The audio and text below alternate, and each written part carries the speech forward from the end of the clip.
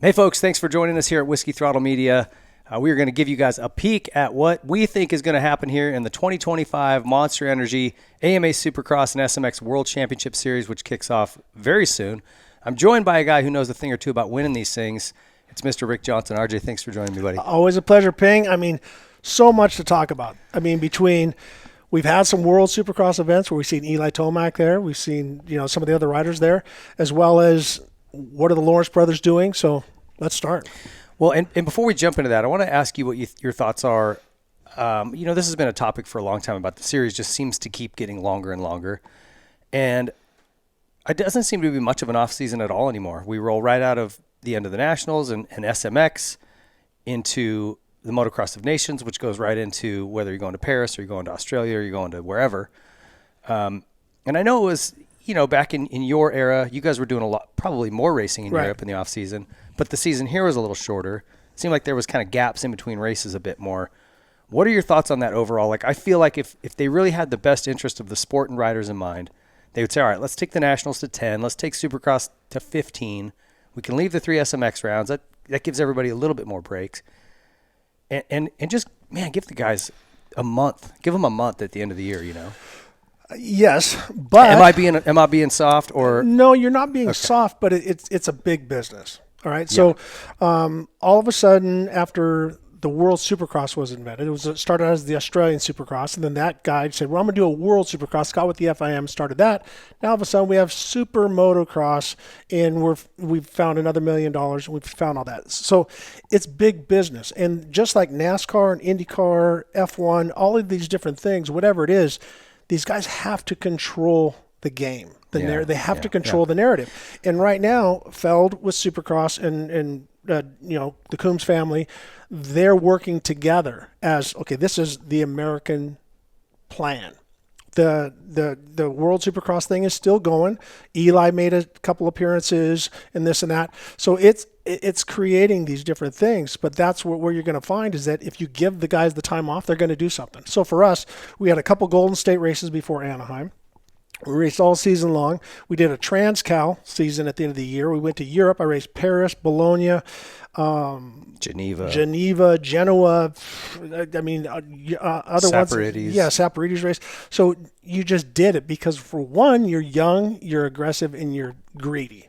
Right. So there was money. Yeah. And so we were seeing cash that we didn't see. Like we made $6,000. It came in an envelope, and you got your AMA card, and you put that away, and then you made your bonuses. But you never really saw the money. But then when you went to Europe, all of a sudden they're handing you cash. Yeah. You negotiate. Well, I don't want lira. I want American dollars. I want this. I want that.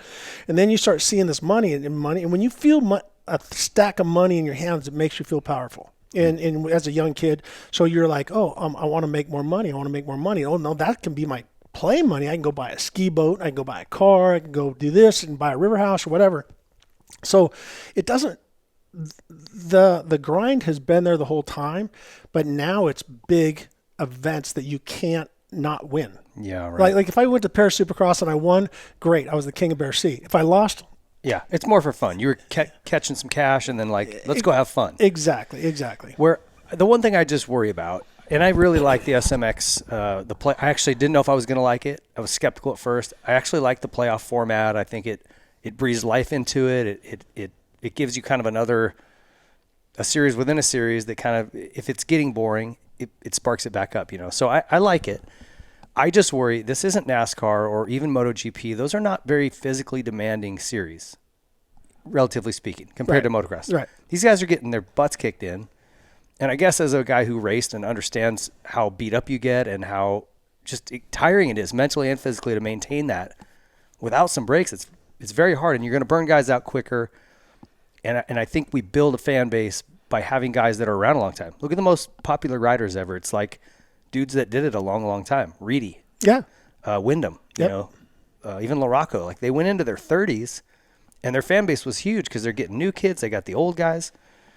So we're not going to have that. You got RVs and Dungies retiring at 26. Yeah. Well, and that it's the money because back when I was going, it was the goal. The goal was make $1 million, put it away, have your corporation and your stuff set up, and then you live off the interest. And you could buy bonds for 20%. So you could stack a 5-year bond for 20% on your money, and then those just keep, going, and you don't touch them, and life is great. Well, guess what? Gas was $1 a gallon. Houses were $180,000. In cars were a nice house. And a nice car was $20,000. Yeah. Now you get a truck, it's $100,000. So things have changed, and so that's why guys like myself and that are working, because it didn't matter if you didn't piss your money away or not. It just inflation and it changes. So with that is that these guys are realizing I got enough money to live the rest of my life. Why am I pushing so hard? And then when I saw Ryan Dungey at Paula, he's like, dude, I was going crazy. I'm at home with my kids, and I'm like, dude, you're a young man. Yeah. You're still in real life. You're in your main money making years, even though you got a pile of dough in the bank. There's still more hills to climb. Well, yeah, you want to have a purpose, right? Yeah. I think he's still struggling to find that a little bit because he's so stinking young. Okay, I just wanted to touch on that before we get started. Let's dive into this. We could talk all day about it. The 450 class, we're going to do the premier class today, you guys. We will get to the 250 divisions. It's just still too early. We don't know. East, West. They play this game where they keep their card. And I get it, and too. who gets hurt, and then they change. And that's why they do it. That's why Mitch does it, because if he said, okay, you two are West, you two are East, that's it, we're all set. Well, then one of his East Coast or West Coast guys gets hurt, he's got to switch one up. So he just tells them all, be ready to race January 11th or whatever it is. And if he's got to make a switch, he makes a switch. That's why it's late. But I don't want to speculate. We're going to wait till we know who's who, and then we'll come back with that show. 450 class. We got to start with Jett. Clearly the favorite going in, although, and maybe every year this happens. I think he's got some real competitors ready to come in and take a swing at him. But if you're just looking at numbers and statistics, he's the favorite by a long shot. I will say at the press stuff we did earlier this year, he seemed very bitter. I mean, he came in very bitter. And I even asked his brother when Hunter came in, I said, dude, Jett seems like, it sounds like he's getting all this hate, like, on social media and stuff. And that's an anomaly. That's a thing that we didn't have to deal with. Nope. Which is great. Not at all. Thank God. And he's admitted, like Hunter said, guys don't come up to us in the pits and say, oh, you're a pussy, da-da-da. They're real nice. Nothing but nice people in the pits. Right. But then they get on social media and they're 10 feet tall and blah, blah, blah, right? And I get it. It would wear on you. So I understand his side of you. Well, then you go meet the guy at the Carl's Jr. by the test track, and you say, okay, you got something to say. Meet me here on the grass. Let's fist fight. No one's here. No AMA. Come on. Yeah. You're a man. Let's go. Yeah, they won't do it. I know. Then that's how. But that's the thing. There comes a point. When I was racing, I had to chase down Daryl Schultz. I'll never forget this. It was 1982 at Seattle, and I had to pass him. And Schultz was known as an aggressive guy, and also he beat the shit out of you in the pits if you did him wrong. But I'm like, I don't want to go to the last chance, man. So I hit him, and he's chasing me. And then I jumped off the track, threw my bike in the stand, and I hid in the stands. This is a true story. I hid in the stands. I'm like I'm just having this emotional conversation with no one's there. No one sees it but me. I'm like, you pussy, get out there. What are you? I'm like, he's bigger than you. He's going to kick your ass. Don't do it, blah, blah, blah. So I went out and I stood by my bike with my helmet on. I just waited, and he never showed up. That next week, I started taking karate classes and started taking fighting classes because I said I will never cower to somebody on the track of fear of getting the shit kicked out of me in the pits. And so my point is, at some point, you have to call the guy. The guys are going to keep, I'm going to take you out. Walk the walk, right? Yeah. If you want to go, then let's go. Yeah. I'm not a tough guy. I've been in a couple fights, whatever, no big deal. But you have to stand by it. You have to be, if you're going to be the guy, then be the guy. Yeah. Anderson's that way. He don't give a shit. I almost feel like there ought to be a spot back in the pits. Maybe it's behind the AMA truck. Maybe it's near the Alpine Stars medic unit so they can patch somebody up and just say, okay, you guys want to tussle? Go sort it out behind the truck. Yeah. Well, by then the adrenaline's gone down. Yeah. All that. And adrenaline is an ugly thing in those moments because it's hard to control your emotions. Well, NASCAR does it great. They grab the two guys, they bring them in the trailer, close the doors. That's what they do. And then they say, okay, boys. And then the boss comes in and says, no, you are going to do this and you are going to do that. Basically, you are two puppets in my show. And so this isn't going to fly. And so we're going to change this right now. Kind of like the Days of Thunder where they made them go to dinner together and all that kind of stuff. But back to Jett, what I think he needs to realize is that if you're fast and you win, you're going to be hated. We talked about McGrath probably was the only guy that ever skirted it because he was never a prick about it. He was just so smooth and so calculated and so stylish and so MC, you know. But I went to Italy, and as I said, I had to chase down Michele Rinaldi. And when I raced in Italy, I could not go close to the edge because the fans would grab you. But I didn't care. That was their guy. Yeah. Same thing. I took out Jackie Vimon in France. I had the flaggers on the thing flipping me off, whistling at me and all the different stuff. And I for a minute, I thought, wow, they're cheering for me. Yeah. Well, they weren't cheering for me. I made that mistake in person. I came out and said, Mitch, they love me. I won, you know. I heard him whistling. Yeah. He goes, they don't no. That is not. Whistling's not good, bud. I'm like, oh. Yep. Okay. The same thing trying to beat Gabors in Belgium, and same thing trying to beat Dave Thorpe in England.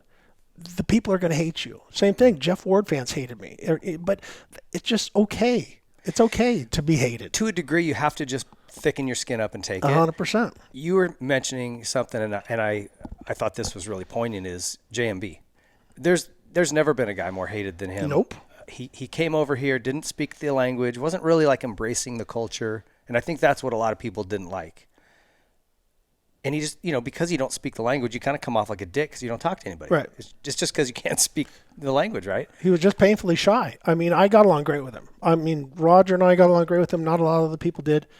I mean, I admired how he learned how to speak English. He got a Mac computer and learned how to do that all by himself. I mean, he was such a savant and so good. Yeah. And so good the way he brought his to the game. And as I said, everywhere he went, he was hated, and he didn't give a shit. He won all 3 championships and took it to the bank. Yeah. I think he has to here just thicken his skin up, stay off social media if that's what it takes. Right? And at the end of the day, kill him with kindness. To me, I think that's how you win the fans over. And if you look at Reed, you look at some of these guys who went through really rough patches with the media or fans, because basically fans have turned into media now, right? Like they got the power. Point. Yep. So they're using their voice. Just kill them with kindness. You know, and then if somebody is really being a dick, all right, let's meet up. Yep. Let's take some swings and see what happens. Because, you know, if you're that pissed off about it, do something about it. Get it out of the way. Everybody hates Vince Freezy. You know why no one does anything? Because they know. Because he'll kick their ass. Exactly. You know? You want to go with Vince, he'll go. He will go. And he ain't scared. He'll whip your ass. He's been that way since he was a little kid. Is that right? Oh, 100%. Him and his brother were in fistfights. I was coaching him. It's the Champ Factory team. Okay. And they got in probably 3 fights when I was working with them because someone would make a comment about, you know, Vince, his pre-race, you know, ritual and stuff like that, and they weren't playing. And if you touched him, it was on. Yeah. It was like that was all it took. Yeah, I love it. And he's still that way. You know, like he's like in the arena cross. He's like, I didn't think I hit him that hard. Yeah. Well. I think he takes a lot of heat he doesn't need. Not that he hasn't made a couple questionable moves, but like, you know, anyway. Another story. So back to that, I agree. Talk about Jett. As far as just the racing, can anybody beat him this year? What do you think? So yes, they can. I feel that Chase Sexton is every bit as talented, as strong, as physically able, and I feel that he has the right equipment. But he has a situation with Jett that it's like his Achilles heel or his kryptonite. If he gets over that, and if he just goes at it and he says, I'm going to be the best Chase Sexton today, and if I'm second to Jett Lawrence, what were the 2% that I need to beat him next week? And if you're there every time, you're going to get him. I mean, look at Geyser. Geyser hounded him and got him on the last lap. Yeah. You know what I mean? Yeah. So it's going to take that. He's so good that if you sit and wait for him, like David Bailey, if I waited for Bailey to make a mistake, I would still be there. Still be waiting. I'm 60 years old, and I'm like, come on, dude, just miss a turn, miss something. Yeah. So you know what I did? I ran into his back wheel. I ran over his foot. I wasn't trying to kill him or hurt him, but I had to get him off his game. If I was racing against James Stewart, I would do the same thing. If I was racing against guys that are just that much better, I would have to do it. Yeah. So I would line up next to him at the beginning of practice and just be there. Just be there to try to upset him. If you had to punch any holes in his game, what would it be? Is there any? Because I have a hard time going, I think this is his bored. weakness. I think he's going to get bored. I mean, I don't agree with his management letting him buy a Rolls Royce and the Cribs Excalibur house. It's like, okay, beat Carmichael's record, buy yourself a Rolls. Beat McGrath's record, buy yourself, MTV Cribs Extraordinaire. He's got everything. Yeah. He's got everything now. And I look in his eyes, and he looks bored. And I honestly think, even when he wins, he's like, and he's forcing that out, in the press conference. Yeah, I'm motivated to just go beat everybody. It's like, I don't really feel it, and to look for a little excuse and say people are being mean to me. You're searching for something, just, I feel he's one of the best riders that's ever thrown a leg over a bike. And I feel his strength is his ability to communicate with the Honda engineers and Lars and make that bike and ride it exactly the way it needs to be. Mm-hmm. I think James Stewart was brutal speed faster, but couldn't set up a bike. I think Rick Carmichael got it in the neighborhood. Yeah. They're just like, it's good, I'll figure it out. Yeah. But there's strength in that because he can always do that. And then you got Chase Sexton who seems to get upset one way or another. But when he's on, how do you go from 40th place to first at Hangtown? Yeah, I know. It's crazy when he's on. The one thing I'm impressed about, obviously I love watching Jett ride. Yeah. Just it's like poetry, a lot like Bailey or just JMB. You'd see him even just go through a corner and you're like, what? How did he do that? How did he keep grit? Things he does blows my mind. What impressed me was at Vegas, the way he hounded Eli Tomac and ate roost for that entire race. Yep. And just went, okay, I'm going to do it right here. Like he kind of set it up and made that pass happen. I thought, man, most people, he didn't need to get that guy. You know what I mean? After eating roost for that long, and Eli is so heavy on the throttle with a scoop, it was just killing him. He didn't give up. He's like, I'm going to get this guy. Like, He's very stubbornly determined to win. And that's hard to beat. But as long as he maintains that, right? So to your point. Yeah, they have to find a way to keep him motivated if he wins the first 3 races. Because then what? You know what I mean? It's like, because you're watching him. It's like, yeah. I know that feeling. Then it becomes what you're expected to do. If you don't win, it's like you're sitting there just going, everybody's depending on me. The world depends on me. Honda, Dunlop, everybody. And that seems to be the downfall for a lot of guys. It's I remember RV saying it was like, if I won, it was just, that was what I was expected of me. If I didn't win, it's like, dude, what's wrong? What happened? Oh, yeah. And that becomes that fear of losing, which if you don't thrive on that, Ricky always said he thrived on the fear of losing. But if that isn't you, if that's not your makeup, that's a tough life to live. Well, and these bikes are so fast now. Just how fast they go from 0 with the fuel injection and everything they've got going on is, look what happened to Roxon. And I don't wish that on anybody, but that's our sport. Yeah. All it takes is just a little misrut and so much power and you're getting launched. Yeah. But as you said, with Jett, his patience, his throttle control, he's not Kenny Roczen. Kenny's just fast. Jett, you watch his roost, it's about a foot lower than everybody else's. His ability to connect his throttle to his rear wheel, it's crazy, is beyond. Yeah. Is beyond. Yeah, and feel of the tires on the ground. Yep. Like Ricky was really good at that. He would talk about how he could feel the pebbles, coming under his tire. And I'm like, wow. I didn't have that. I didn't know there was pebbles out there. I'm like, my eyes were blurry. Okay, let's bump it. So Jett clearly a favorite, I think. But as we get to these other guys, I loved 24 season. I thought it was great. There was so much good racing. We had so many different winners, especially early on. And I think we're in for it again. I want to bump down to his teammate and his brother, Hunter Lawrence, who for me had the most impressive arc in 24. Missed qualifying for the opening round. Yep. With a crash, but whatever. Did not get it out of the LCQ, just straight up. To title contender in the SMX championship in Vegas. Right. Damn near won it. What was it, 2 points or whatever the difference was. I thought that was impressive. I think that he's a slow builder, where Jett's just like was as soon as he got on found the formula, he was winning. Gone. Where Hunter's like he builds, he learns, but he's very methodic, and I think he has all of the technical things that Jett does. He's just a little slower to build them, maybe. I'm curious to see how he does this season because I think he could give his brother fits. I think the champion is going to be the guy that never finishes out of the top 5. You can have a bad day. It has to be a 5th. It can't be an 8th. It can't be a 10th. It can't be a whatever.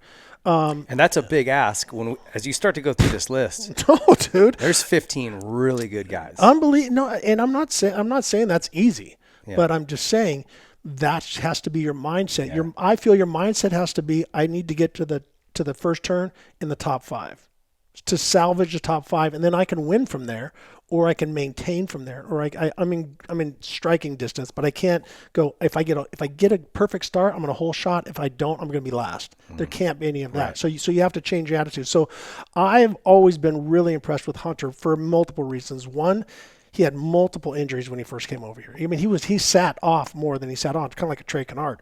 But during that, he's got a younger brother who he's been giving noogies to and beating the shit out of his whole life, is now the new messiah of motocross. And then all the attention is off of you and on your little brother and how great Jett is and all the different stuff. And then he slowly started coming back. And then when he first came back from injuries, he was angry. Like he was taking people out. He would like someone bump him and he was just pretty aggressive. I feel that he's matured as a rider and as a man on the track. And so you're right. He is somebody that I think can be there week after week after week because he gets good starts and his fitness is great. I don't think his technique is as good as Chase and Jett, but he's right there. Well, I think he'll be a player. Let's bump over to KTM. Chase Sexton. I hate to even talk about this because I'm certainly not talking negative about Chase, but every single title that he's won has been in a class where the guy leading went out with injury. Yep. Every single title. And again, I'm not taking anything away from him, but like that's just a statistical fact, right? And I think that trust me, he knows that, and he wants to he wants to squash that, right? Like he would love nothing better than to win this title straight up over Jett and hold that number 1 plate up and go, all right, this one doesn't have any asterisk by it. Well, and here's what I think. So I was talking to Ian Harrison and also to Roger DeCoster about it, is that America needs a hero. And who's going to be it? Is it going to be Tomac? Is it going to be Sexton? So you see what I mean right now? Because even though Americans love Australians and vice versa, but there's that big brother, little brother tension, and that's what the Lawrence brothers are feeling, right? It's like, okay, you're kind of dominating. We kind of want one of our guys to come back and do it. But if you look at the swim competition in the Olympics, it's the same thing. Breakdancing. Exactly, yeah. I think we got him there. That was a little jab at our Australian friends there. But America needs a hero. Yeah. America wants a hero. If I was Chase, I would be like, I am going to be your guy. Yeah. I am going after him. I'm going to carry an American flag. I am going to salute or whatever is respectful to our men in arms and whatever the case may be, and get the fans behind it, because now you see Jett Lawrence doesn't like negative press. Hello, America, I need your help. Yeah, right. Go attack them. Yeah. And so they will. And Australian fans will attack Americans, and Italians will attack. That's the way it should be. Yeah, you should stand up for your country. You kind of embrace that 100% nationalism and stuff. I get it. I'm probably on the fence. Like I think, I'm always going to cheer for the American, right? I want to see the American guy win, but I'm not going to be disrespectful. I'm not going to get on and talk crap about Jett. No. Do you know what I'm saying? But it's a subtle thing. If it goes Jett Lawrence, Chase Sexton, wah! Yeah. That, as a rider, you're like, wait a minute. Hey guys, what I do? I won all these championships. You see what I mean? So I'm not saying I don't want the American people to go after the Lawrences. That's not the point. But stand behind your guy. And I think Chase, if we see the best Chase Sexton, look out, Jett. Yeah. I'm just telling you. No, I agree with you. And I'll say this. You could say he underperformed in Supercross last year. Yep. when we did our preseason interview with him at the KTM test track, and I thought, oh, he looks good, but he wasn't putting laps together. It was kind of sections and whatever. And as I'm chatting with him after, I said, hey, you look good. Seems like you gelling on the bike. He goes, man, if you'd have seen where we were a month ago.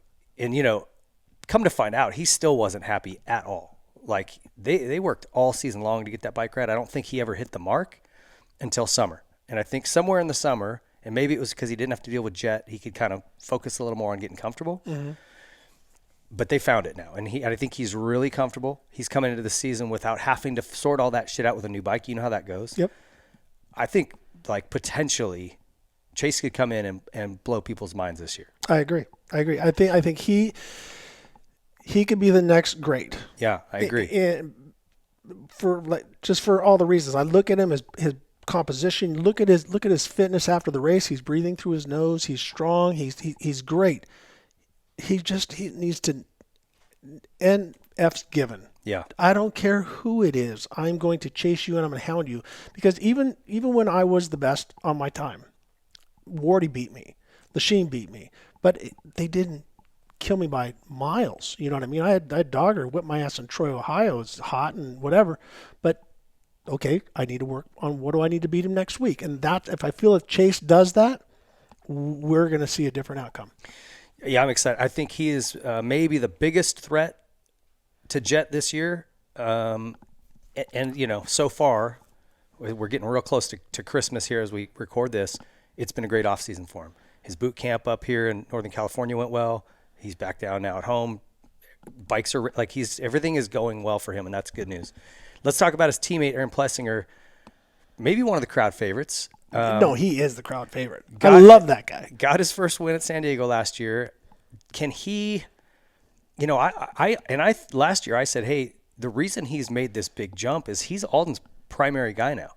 Sexton was using something, everybody else had gone their own ways. He was the main guy at the Baker's factory, and I thought that could pay off for him because, Alden wants his guy to be winning. Absolutely. It affects his pocketbook. I'm curious to see what gains they can make going into this season.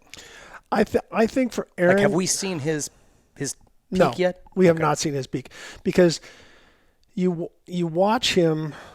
He'll have spurts in the race, and I think this goes back to the bike. I think I've heard they made some more improvements on the bike, and I think if you let him be him, let him be that mullet wearing, let him be a little goofy, and let him just be him, you'll see it. But if you try to make him a Chase Sexton or somebody else, I tried that to try to be like Johnny O'Mara and David Bailey. They about killed me. Yeah. You know what I mean? I had to do my own thing. So if we can let him be him and just let his natural ability and enthusiasm come out, you're going to see him. You're going to see him win races again. When I talked to Bobby Regan about Aaron Plessinger, he said, he told me the story. He says, the first race he ever won for me, which was his first win, I could tell he was just stressed out. And he goes, I closed the semi. I got a couple mechanics and Aaron and a couple of his friends, and we came in the cab and we sang karaoke. No, he's awesome. This was the night before the race, or the night of the race. Maybe an hour before opening ceremonies. He goes, we were in the cab of the truck or the lounge, singing karaoke. He goes, I wanted him to relax and have fun, and damn it, he went out and won his first race. Absolutely. I mean, that speaks to exactly what you're saying. Let him be him. Let him be him, and how can you not love him? I mean, I was doing the Toyota Escondido Power Sports show. We're there, and I called him on it. He started singing a cappella just right there. Really? I'm like, damn, and it was good. He's a great little singer too. Yeah. So, as I said, let him be him, and I think you're going to see great things. Yeah. All right. Well, he'll certainly get cheers in opening ceremonies. I did send him an opening ceremony song too. AP, you never responded. Come on, buddy. I got the perfect song for him. Let's jump now to Cowie. Jason Anderson. I kind of like what Jason Anderson am I going to get this year? I feel like if he's really locked in and focused, he's as good as anybody. It's been a couple seasons of just sort of, I just don't feel like I'm getting the passion the fire out of him that I want to see. Well, what's your thoughts? He's in that same position. I watched him on something the other day, and he's saying, I got a nice house in Newport, and I look at the beach, and I got my wife and kids, and he really wants for nothing. He's doing it because he wants to, but now is that enough to run at this level? I mean, because to win at Supercross today, or really in any day, you have to be willing to die. Yeah. You have to go, I am going to do this quad thing in third gear pinned on a 450. I mean, the concept of how much fire is between your legs and what you have to do. Is he willing to take those chances because he's comfortable? I know that when I got money in the bank and I got a little more comfortable, it's just like you're like, why am I hurting myself every day? I don't care who you are, risk versus reward. You're constantly doing this, but when you're young, the younger you are and the hungrier you are, the risk, you're like, I don't care. I want this. I'll do anything. I'll die for this. And we know he's got the talent. We know he's got the drive. We know he has the fire, but I don't know him personally. I don't know does he go to bed, his final thoughts on how I can be faster tomorrow at the track? Or is it, man, I love the sound of the waves crashing. And, I don't know that. I don't know that either. I will say this, devil's advocate for him. It was an all new bike for him last year. Yep. That Kawasaki was completely new. That always comes with challenges. Chase was fighting that as well. New frame, new team for him. But anytime you rebuild a bike, and that's something maybe we missed with Hunter and Jett, that 25 Honda's brand new. Yeah. Maybe they have some struggles. They can't look back in their notes and go, okay, what did we do here last year? Right. Oh, it's a little hard slick. What did we do last year? You're kind of on your own. You're learning from square one. So that's something that could maybe affect them. We will see. But for Anderson, he's now got a year on that bike, no changes for 25. Maybe that helps him. Well, and there's so many targets. Like when you go down to the first turn, man, like there was times when it was like, okay, I didn't know where Bailey, O'Mara, Ward, Lachine, I didn't know where a couple guys were. Like you said, you go into a first turn now, and it's so thick that you have to be just aggressive all the time. And we know that Jason is that guy, but once again. Is it waves crashing on the beach or is it lap times? I don't know. I don't either. We're going to find out. I hope he does. He's always fun. I love the guy. I worked with him as a kid. I said he was going to be the next great because his determination and grit was second to none. Yeah. I like that he's just himself. He doesn't really try to be more professional or act a certain way. You get Jason Anderson. Uh-huh. I do like that. Okay, let's talk about his teammate. Jorge Prado, multi-time world champion. I love this kid. I think he's going to surprise some people. Do you? So he had a practice crash early December. Nothing broken, but a little knock to the head. That's why he didn't make press day. I know there's a lot of chatter about it. He's fine. He's back to riding. Everything's good. I watched him last year at those opening rounds. San Francisco, you had to it was muddy. He did win a heat, but it's mud. Hard to judge. Watching him at Anaheim, with like literally 3 weeks of riding a Supercross track, I thought if you took the whoops out of this, he's like right there. He's in the top 5, 6, like no problem. Yep. He ran inside the top 10, I think, the whole race. He just couldn't get through the whoops. It was like spinning him out. Now you have I don't say better team, but maybe a team with better resources and setups, and he's got a full off season to prep for it. Yep. I think he may surprise people too. And he's in a great position because nobody expects anything from him but him. I mean, obviously Kawasaki expects they expect it, but if he goes and wins a race, they're gonna be like, holy cow, Prado. Yeah. They're looking at him as a top 5 What guy. would be good for him if you're his manager, team manager, or whatever? What do you tell him? What are you trying to get him to shoot for? His goal should be top 5. Top 5 in qualifying, top 5 in heat races, top 5. If he stays there, he'll be in the mix with the best guys. And as good as he is naturally, I mean, he's a great-looking kid, a world champion and all that. He's going to absorb so much each weekend, and he's going to get better and better on that bike and riding the 450 and indoors. And so I think if they just shoot for top 5s, and wins, first place is part of the top 5. But if they shoot for top 5s and that's their goal, I think you're going to watch him get faster. And then once we get to the end of the season, look out. Yeah. SMX time. Yep. Where we kind of have those hybrid tracks. I'm thinking if he hasn't already been on the box or won, it's coming. And then outdoors, that's his wheelhouse. Yeah. Look at Tortelli. He came over and was competitive right away. Yep. 100%. Albie. Yep. Almost died in Supercross, both of them, for a little while. But I think I just see better timing out of Prado where like Supercross is coming naturally to him. Well, it's a different time. I mean, when those guys came over, they're used to doing just GP tracks and a couple. GP tracks, remember in your day, they couldn't even put a double in. No. You watch them now. I mean, it's some of those jumps they do are. It's crazy. Yeah. Some of those quad up the hills. or like I remember watching GPs in the 80s, 90s, elbows down. The guys, they just looked weird. The way they rode was so different. If you watch a GP guy now, you can't. If you don't know where it is, you don't know. They're scrubbing. The style's identical to what the American style. You watch guys, or you watch Prado, you watch Hurlings. The intensity is just right there. Yeah, it's a much easier transition, I think, now. Where if you asked, like even Everts to come over, and he was amazing. He was maybe he's not a good example, but Bervots or they couldn't. They'd come. They'd die. No, it's a different deal. Yeah. Okay, so I think we both are kind of in agreement. He could surprise people, and the potential is through the roof. Yep, I think it's going to be great to watch him grow. Yeah. Malcolm Stewart, Husqvarna, that team may or may they sound like they're doing okay, but financial woes. Ping in there a little bit with your spit it out, bro. There's just a lot of trouble with that business, that company, and so I'm hoping everything goes okay. Blazing speed in 23. Do you remember how fast he was early on? Had the knee injury, like that was to me such a bummer because I feel like that was the most momentum he'd ever come in with, and he was riding so well. Last year, we kept hearing before the season, he's flying. He's faster than everybody.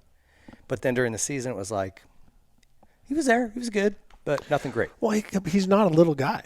No. So if I were him, I would take the same advice, a part of the advice that James gave Blake Baggett one time. Blake, you're 3 seconds off. There's no setup on the bike like that. I would focus on the start and hang on as long as you can. Now, I would change that slightly is, Malcolm, we have to get you into the first turn in the top 8.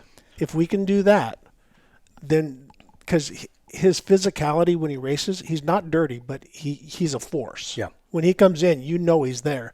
And he's got that ability and he's got that talent of the scrub and the speed and the corner acceleration and all that. Once again, it's going to be like Jason Anderson. They've been doing it a long time. They're not little kids anymore. Yeah.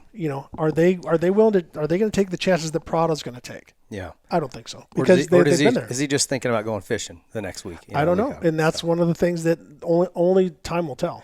Okay, well, he's a bit of a question mark, so we'll see what happens with him. Eli Tomac. I'm curious to get your take on him. I would say if preseason and off-season stuff aside, if I hadn't watched any of that, I'd say, I don't know, man. Like Jett kind of handled him at Vegas, and he's got to be, he's obviously in the tail end of his career. Again, going back to how much does he really want to lay it all on the line? He's got 3 kids now or something, more money than he could probably shake a stick at. But he won the World Supercross. Yep. Looking good. He won. What else did he win? He's just been having a great offseason. Yeah. And he said he's made some comments on social media and interviews where he goes, I feel like I did in 22. Like I feel just I'm feeling it. Yeah. So you hear him say that, you're like, okay. Well, I saw that. So what I really liked about when he went to Europe is the qualifying sessions all by yourself. And just watching him use the track and the drifting and the sliding and the acceleration. I mean, he's coming into the corner, and as he's setting, he's accelerating coming out. So he's picked up his corner speed quite a bit, which that's where Jett, I think, had him. His ability to pull the trigger, I think, is second to none. Mm-hmm. So his ability to pass and get things done like he did there in the World Supercross. And I also think him going over there and just racing. Just being on the bike and throwing it around and doing this, doing that. I think this puts him a step above, like the Lawrences and Prado and the people that haven't done that. Yeah, they're over here trying to get bikes situated. I agree. Do you think he's got it in him? Yes, you do. I think, as I said, America wants a hero. I think it's either going to be. I mean, we have Aaron Plessinger. Don't get me wrong, he's great. But I think the two that can beat Jett, I think, is Chase Sexton and Eli Tomac. Yeah. And that's because I feel what he said to you, he's feeling it. He's riding like he wants to ride. Yeah. I'm watching the Ayrton Senna thing where he talked about where he was trying to lap Prost, and he says, I wasn't scared. I just felt right at tunnel vision, and I felt one with the car and everything. And that's where I think Eli is right now. And that feel is everything, right? 100%. Everybody is such a mental case at that highest level. You're looking for millimeters, and it's all between the ears. But Eli is the consummate professional, and he's calm under fire. I mean, yeah, I've seen him and Anderson get into it, and him and so and so get into it, and Barsha and stuff like that. But typically, no. Yeah. You race hard. There's a little bit of contact, there's this and that, but he's not dirty. He doesn't and he sticks to himself. He's in Colorado. I don't think he cares what social media says. He's in the right place to be the guy. Yeah, I agree. Well, that's maybe. I mean, he's one of the guys that I think. If you're looking for someone to beat Jett, he's the first guy you're looking at, I think. Well, excited to see what he does. Let's talk about one of his teammates, Cooper Webb. Again, another guy who last year switched back to the Yamaha. Was good. I think some people wanted to see him better. He looked a little heavy coming into me last year. He's done that a couple seasons now where he comes in, he looks a little thick. He works into the season. And he works into it. Now, maybe that's his plan and that works. When we talk about periodization with training, you can't really do that anymore. Like, you've just got to be good all year because we don't have breaks. We don't have peaks. It's not like, okay, for Supercross, I want to peak in March, then I'm going to dip a little bit, then I'm going to peak in July for the Nationals. Like, you just have to be on all year. Maybe he puts on a little winter coat and then sort of to help maintain. I don't know. If you can, so I went back and forth between 175 and 185.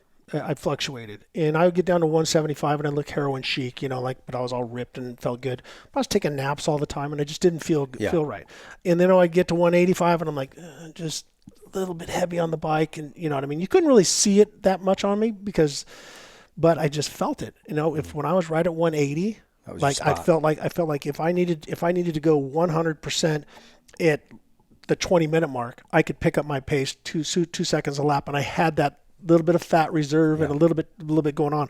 I don't think that these guys need to be so lean that we're seeing them dead after the race. Yeah. I think the big indicator is just watching them take their helmet off, and that's what I said about Chase. He's like the breathing, mouth closed, breathing through his nose, and he's calm. So when we talk about Cooper, what I love about him is that I don't think anybody has a stronger mental game, and nobody will mess with that pit bull on the track. No. I don't care. Anderson, anybody. They know you put a wheel in on a Cooper, it's coming back tenfold. Yeah. Well, and he's so confident. He knows. He goes, look, I'm hard to beat for 17 rounds. He goes, I might not be the fastest guy, but I'm hard to beat with 17 rounds. And it's like, it's hard to argue that. He had that one concussion that knocked him out when he was in contention, but he's always there. And I feel like he looks a little more race shape right now. Yeah. He won in Australia, right? Am I getting that right? And he won one night in Bercy, or he got it backwards. Oh, no, he won Bercy, and then he won one night in Australia, and then he had a crash, kind of tweaked his shoulder. Anyway, he's winning in the off-season. That hasn't happened for a while. No. And so he's, again, now second year on this bike, no major changes on the Yamaha.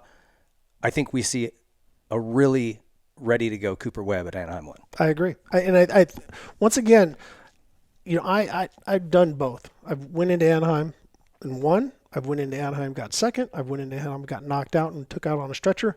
And then I went in with the attitude, I got it. With all this hype, I just need to be top. I need to be on the podium. If I'm third, I'm fine. I don't want to be fifth, because if I have Ward or whoever it might be. And if everyone, I think these top guys, if they go in and they salvage some points and they really learn where they are and they learn how they can improve, that's going to be the dangerous guy. But if you get sitting there going, if I don't win Anaheim, it's a complete failure, you're screwing yourself for the complete year. That's a bad mindset. Justin Cooper, another teammate for Tomac and Webb, had a great rookie year last year. I think impressed everybody, I would say. Starts unbelievable. Unbelievable. Guy's getting, on the box. He's running up front. He's good qualifying times. Does he have it under the hood to be a podium guy and race for wins?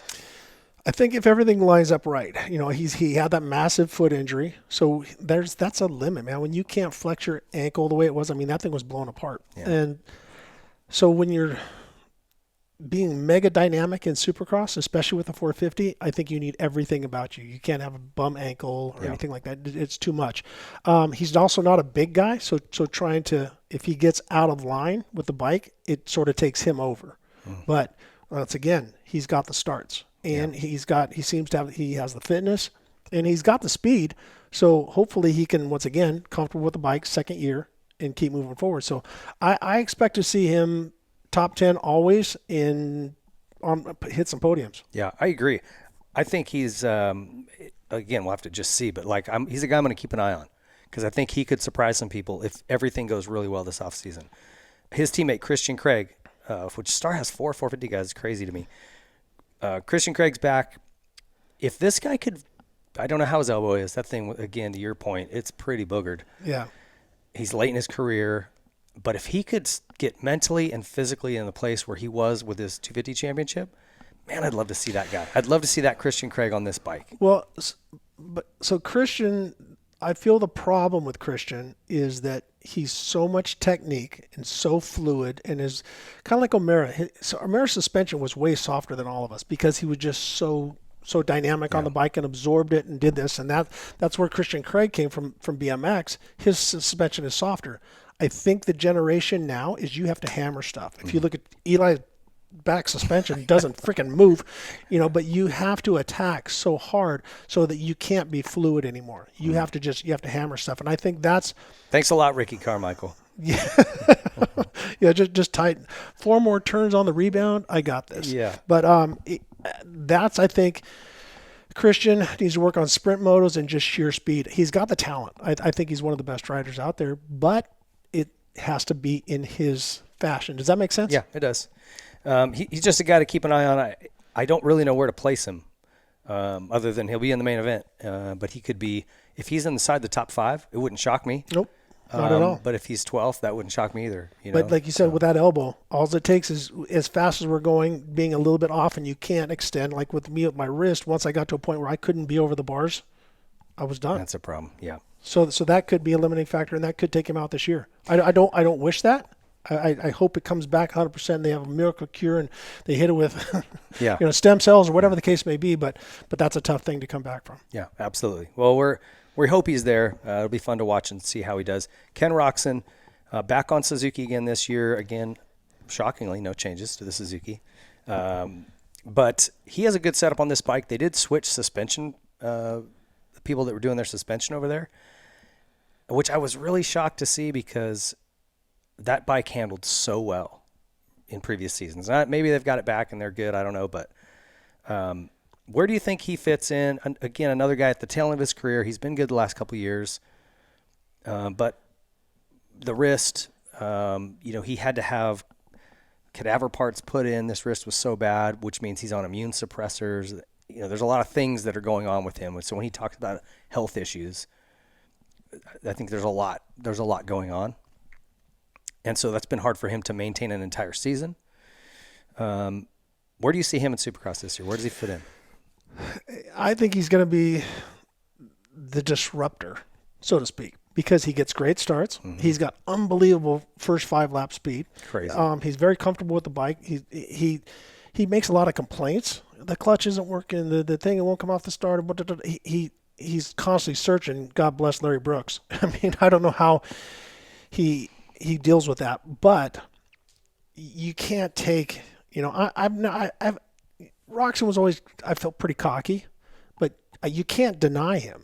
I mean, he's been doing Crazy it a long talent. time, Yeah. Unbelievable talent. He doesn't even speak with a German accent anymore. I mean, he sounds like he's from Southern California.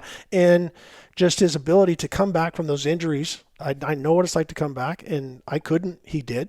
And he's still out there, and I watch him in the World Championship events and every qualifying race, everything. He's going 100%. So I see him to be in there and to really disrupt this championship. I think it'll be hard for him to win a championship with the bike and with everything that's going on and with the levels and what you're saying, but he's going to be podium guy. Yeah, I think he'll sneak some podiums in. I think he could get a win if we get rain, if it's a snotty track somehow or very technical ruddy. He just shines in that stuff. Yeah, talented.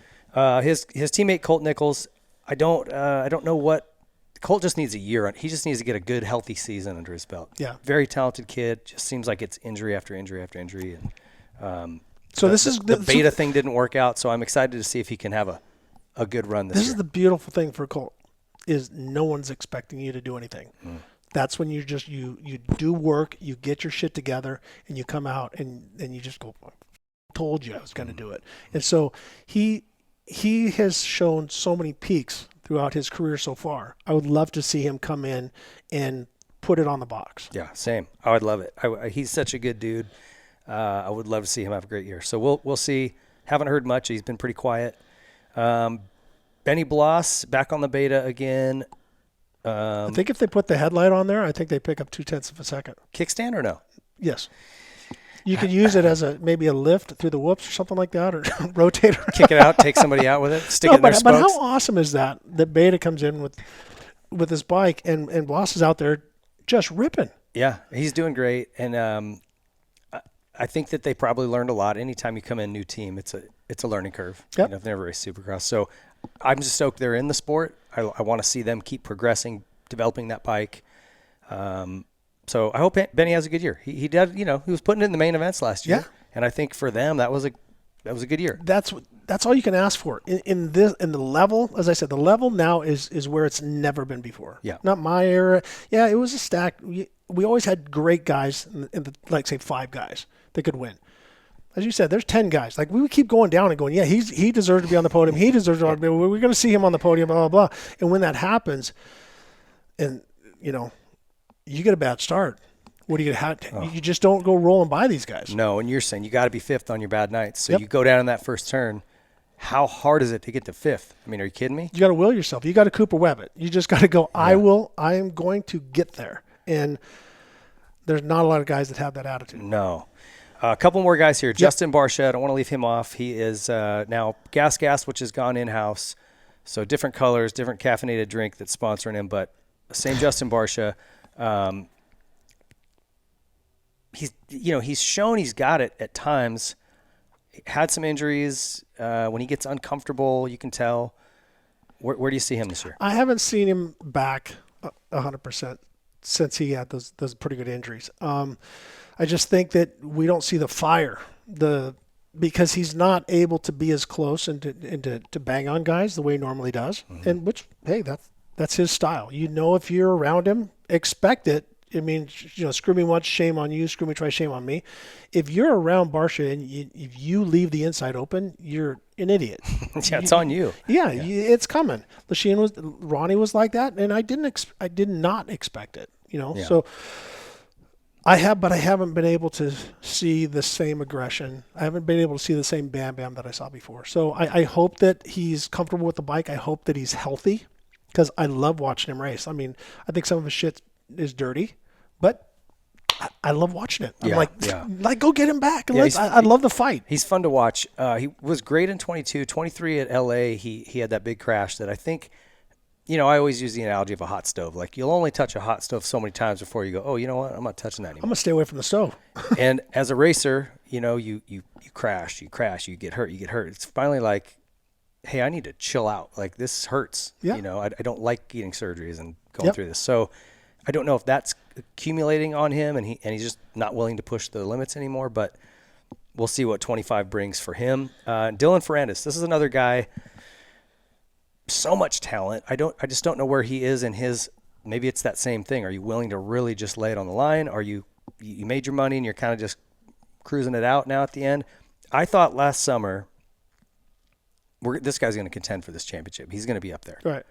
And it never really came. I think we've seen the best of him. I think he's a sweet kid. He's a sweet man.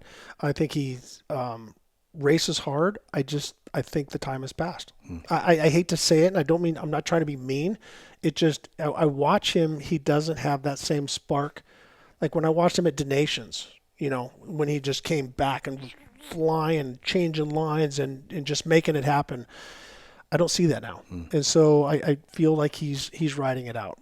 I'm sorry to say that, but that's the way I feel. Yeah, it's fair enough. Like I said, in Supercross, it sounds like outdoors kind of comes easier to him, which surprised me because he was so good on the 250 in Supercross. But even his agent, Jimmy Button, was like, dude, wait till outdoors. And I'm like, cool. Okay, ready. Let's go. And then just never really came. So we'll see.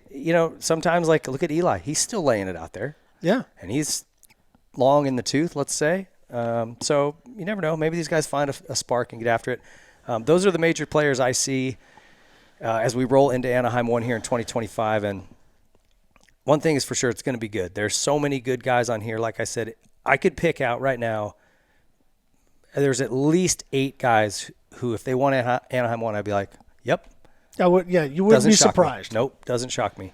And I think we'll see – how many winners do you think we see in 25? Probably 6. Yeah, I say that's about right, which is more than normal. No, but that isn't normal. 100%. Because, and that's the thing, with the starts and with – which I don't like hole shot devices. I'd like to get rid of them to create some separation. I like the grate because of the consistency of getting off the gate. But I hate the hole shot device because everyone's right there. I know. And with the mapping and everything, it just go. And I would like to see some technique and have some separation. And the guy that works hard, like God bless him, Scott Burnworth, got hole shots. He figured it out. He knew how to get hole shots. Alessi's. Exactly. These guys put in a lot of work to develop that technique. Right. Every mapping and the hole shot device, all this stuff, it's like we're just eliminating technique. It's like, okay, just hold it here until the light glows on your fender and then dump the clutch. Exactly. And the clutch will take care of it and the motor will take care of it. Which, don't get me wrong, you watch an F1 race and if you ever get to one live and you see how fast they actually go, how fast the mind has to process, that's the exact same thing with Supercross. We were dealing with a different animal. We had valves and 2-strokes and, power curves and all different stuff, but we weren't going near as fast as they're going now. And the traction, the tires, and all the different stuff. So I don't want us to sound like, oh, it's easier now, because just the intensity is through the moon. I think it's a safety issue, just like you said. If you took the devices away and guys had to kind of work that clutch all the way down, you take 20 mile an hour out of the quarter. I think you really do. And now, there's times, this is why guys are clipping bars and beatering, because they're all coming off 22 wide. Well, that thing narrows down to, enough room for 4 bikes real quick. Well, it'll go 60 miles an hour in second gear. Probably. I haven't done that exact math, but I guarantee they're going 60 miles an hour when they hit the brake going in. Not in that last World Supercross. It was very short. Right. But you get some of these long starts and you're grabbing third gear and you're pinned wide open, you are hauling ass. Yeah, and there's no reason for SMX to say, hey, no more start devices. Like, why wouldn't they? If nobody has it, if everybody has it, now they got these devices and the fender is this far off the front. It's like crazy. Fuck, slow it down a little bit. Yeah. The first turn is the hair. First turns are the gnarliest thing in all sport. When you got 20 maniacs that want to go the exact same place that you go. And when I argued with the AMA, I'm like, you got to open up the turn for the first turn for the main event. Like, oh, we had no crashes in the heats. I'm like, only 5 guys want the whole shot in the heat. Everybody wants the whole shot in the main event. So we got to do something to open up the turns and get guys around the first turn so we can race. So we can start a whole nother show about how you and I could fix Supercross. Yeah, well, they're not going to listen anyway. It's okay. Thanks so much for coming in, buddy. Always a pleasure. I love your opinions. I think when we start breaking guys down and talking about the nuances of it, you really need someone who's been there and done it at that level, and you're the guy. Well, now, if anyone's watching, they want to go to Anaheim. I got Anaheim 1 and 2. We're doing VIP passes and track walk and stuff like that. Go to rickyjohnson.com. Shameful plug, and sign up for it. So, and is that a part of an adventure ride? It was going to be a tour, but with the knee, if you don't know, I had my knee replaced 3 weeks ago. So the doctor, Alexander, says, I really don't want you riding that quick. So we're just going to make it a VIP tour. We have hotels. We can walk to the track. We have pit passes, track walk, and then seats. And also I got my buddy Jeff Ward. We got to settle a certain situation from Pontiac in 1988. Oh, boy, all right. There might be a fist fight in the pits in the Geritol section. They're going old school. They're going to just take it fisticuffs. I want to see you guys fight like old timey. Just go get out there like that. Put up your dukes. And before we go, I just want to mention you and I talked about this as we lost a dear friend, Scott Burnworth, the burner. A lot of people looked at our relationship as from that 1986 collision. Before the big battle with Bailey, but I grew up with Scott. We were 8 and 9 years old, and we surfed together. We're in high school together, and all the different stuff. And we lost somebody too soon. He was in great shape, all the different stuff. So I just want to encourage you, if you're guys like me, which I'm going next week, go get yourself scanned. Go figure this out, because we lost Mike Bell way too young, in great shape. Another really fit guy. I'm like, I heard that. I'm like, no, that's somebody else. It wouldn't be him. And the same thing with Scott Burner. So take care of yourself. We get one shot around this place, and We're going to miss the burner. Yeah, he was just such a sweet guy. I don't know of anybody that didn't like him because there's nothing to not like. He was just friendly and loved the sport. And I think, you said something on social media that was really kind of hit home with me. And it's like, especially when we I'm turning 50 in 3 weeks. Yep. And so we're of that age where stuff starts to happen. I don't care if you're fit like those guys were or not. And so, man, just appreciate the people you have around you that you do love and appreciate. Tell them. Yeah. Give them a hug. You walk in and gave me a hug, man. It felt good. Really so, good. See, I told Pig, I said, if I shake your hand, you're an acquaintance. I hug my friends. So that's not opening up everybody I ever see. Everybody comes up. It's like easy. I'm not a complete germaphobe like Johnny O'Mara, but when you hug Rick, he just likes you to cup his butt cheeks. Come in tight. Bring it in for the good stuff, All right. So I can't wait to see Anaheim. Keep doing what you're doing. I agreed with everything you said from the Lawrences on down, and once again, another Anaheim. Everybody's there's no point leader. Everybody's tied for points. I love it. All right. Thank you guys for watching. Big thank you to Rick Johnson. Sign up. Where do they go to get those? RickyJohnson.com. Yeah, go get those. How much fun is it going to be hanging with the bad boy at A1? And Wardy. So the best. Thank you guys for watching. We'll see you at A1. If you like this video, please be sure to leave a like, subscribe to the channel, hit the notification bell so you don't miss any of our future videos, comment what you thought, and share it with your friends.